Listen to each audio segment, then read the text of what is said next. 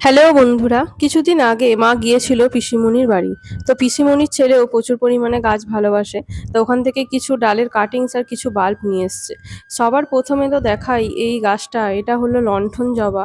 মানে এতটাই সুন্দর এর রং, একটা গাছই শুধুমাত্র ছাদ বাগান আলো করে রাখার জন্য যথেষ্ট।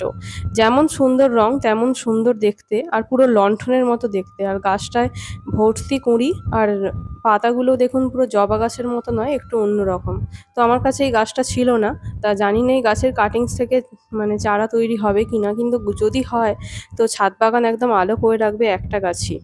আর তার সঙ্গে এনেছিল, তার সঙ্গে কিছু বাহারি যে কচু হয়, এক ধরনের কচু গাছ যেটা টিপ টিপ মানে ছাপা ছাপা মতো থাকে, তার দুটো বাল্ব, আর এতে দুটো কুল লঙ্কার গাছ। আর সঙ্গে এই যে আমার কাছে একটা যে নীল লিলি আছে সেটা গোলাপি কালারের, আর এটা হলো সাদা কালারের নীল লিলি।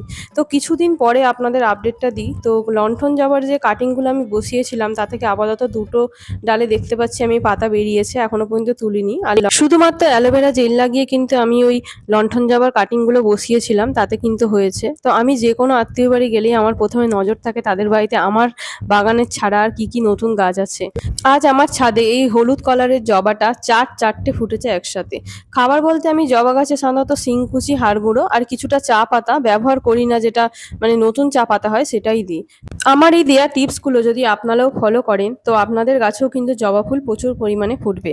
তো ভিডিওটি ভালো লাগলে অবশ্যই লাইক, কমেন্ট, শেয়ার করতে ভুলবেন না। তো দেখা হচ্ছে একটি নেক্সট ভিডিওতে। টাটা।